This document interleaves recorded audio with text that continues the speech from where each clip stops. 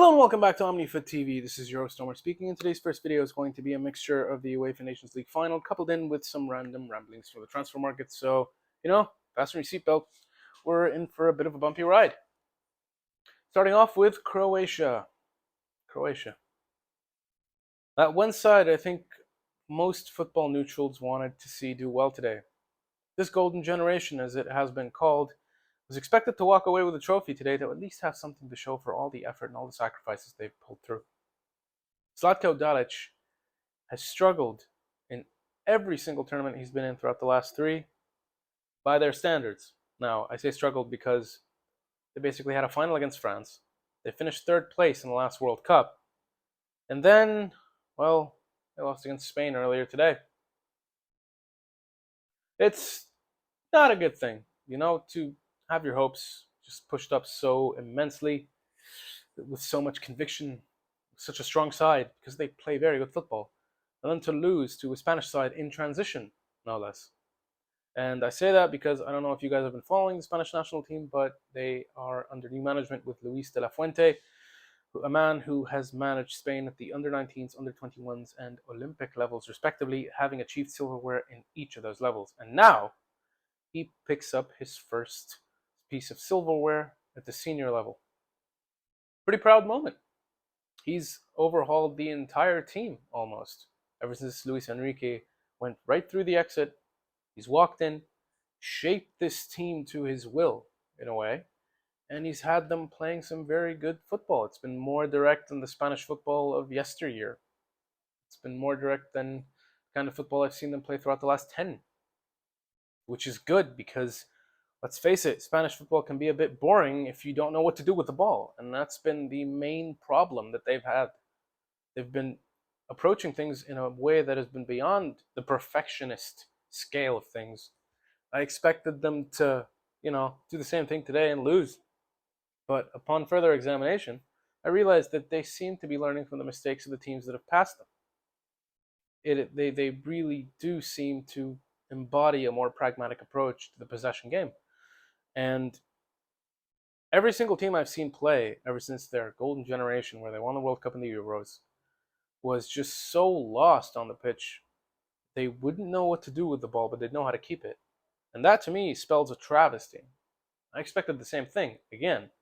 But to see them reach a final with a whole new squad of players, some of which I assume will be changed again due to age, but nonetheless, he's brought the right kind of players in to do the right kind of jobs. And going to penalties wasn't necessarily on the cards for either side. Neither was clinical. Croatia could have done better with their chances, so could have Spain. But both goalkeepers were on display, in a way. Although, I do have to make a point.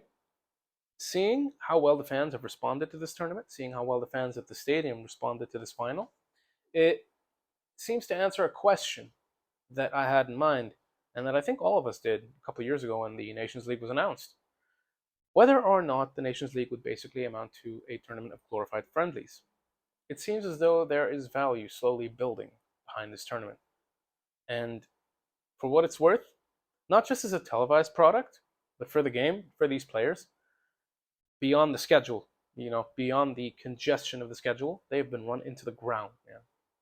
So, for a second, I'll just take that out of context and say that for a tournament like that, on the international level, it's good to provide them with something to strive for, apart from the Euros and the World Cups, because those happen ever so often, right? So the Nations League, provides them with something immediate. And in regards to this, the congestion behind the schedules, let's just, I don't know if you guys are paying attention to this past week, but let's just agree that it's getting out of hand. I mean, I realized that certain teams were playing their qualifiers alongside the Nations League games that were happening now. The Euro qualifiers, with the Euro in Germany set to be next year. I say that because I really just don't know where this is going to go. I don't know how many more games teams are going to take on per season, especially with the new club formats for the UEFA Champions League and presumably the other two European club competitions. It's going to obviously add more money. It's going to add more revenue. Clubs are going to make more. They're going to spend more. but they're gonna have to accommodate their players to more game time, which is going to be physically insane. They already have enough to deal with nowadays. Now they're gonna just struggle more and more as time goes on. It's a pretty good thing FIFA didn't agree to Saudi Arabia's proposed idea for a biennial World Cup every 2 years. That would have been a travesty. Anyways, back to the main point at hand. I digress. I apologize. I expected this final to go one way. It went the other, and I don't think we can blame either team for their performances, apart from the fact that they did waste a good couple of chances. And I wanted Modric to have something to show for everything he's done for his national team. I wanted him to just, bearing that captain's armband, to go over, lift that trophy, for Dalic to have that sense of fulfillment that he has been striving for the past couple of years. However, I can't just take this away from Luis de la Fuente.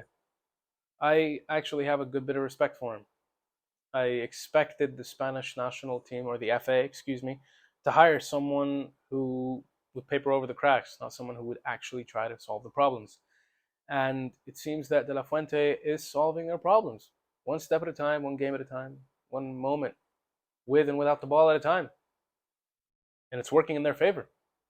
This is a good Spanish side, and I think they could be even better. Now, on to the random ramblings in the transfer market. Ruben Neves.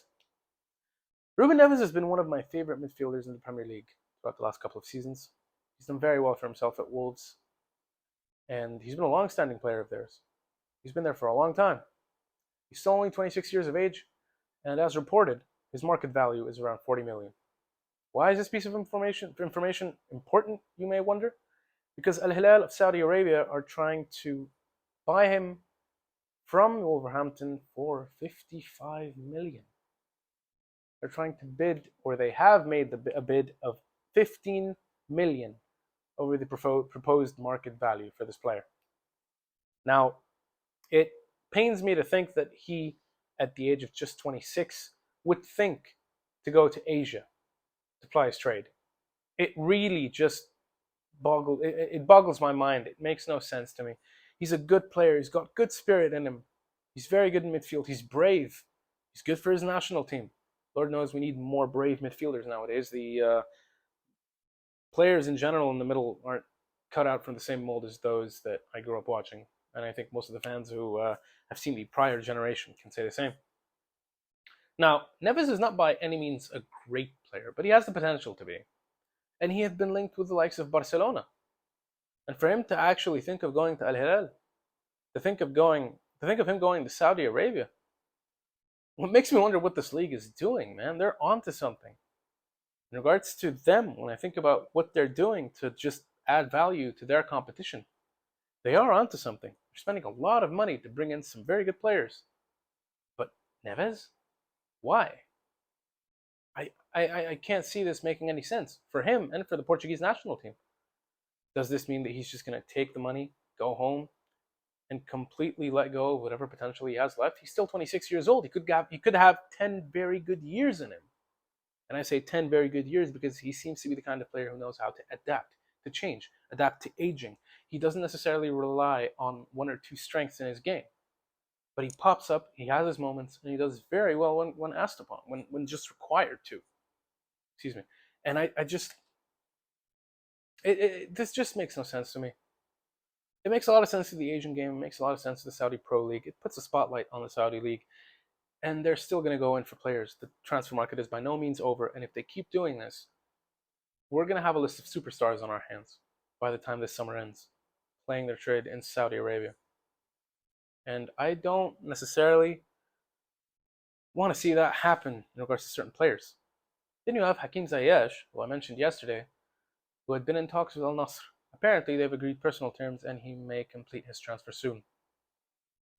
This could make some sort of sense. But then again, I still see him as a player who has more to give in Europe. It's strange. More players nowadays from the younger generation are opting to just, take their bag and go home. And I don't agree with this. I've never agreed with it. The amount of money that they're spending in Saudi Arabia is insane. We were just talking, the other guys at OmniFit and myself, they have this pull factor now that's unlike anything we've ever seen in the Asian game. They have this pull factor that's actually transcending their continent. It's interesting. It's worth studying, too. It really is worth studying. Maybe there is something apart from the money. But as far as I'm concerned, there doesn't seem to be. And that's it for the first video today. The second one is going to be coverage or a reaction to the ending of the CONCACAF Champions League final, CONCACAF Nations League final, excuse me, between Canada and the United States of America. Make sure to tune in if you have the time. Thank you for tuning in today at this moment in time to watch my first video. Please let me know what you think in the comment section below of the final, of the players that could be on their way out, going over to the magical land of Saudi Arabia. You know, if you have anything else you'd like to pose, comment section is obviously open. Leave a like, subscribe to the channel, and I will see you later today. Cheers, guys.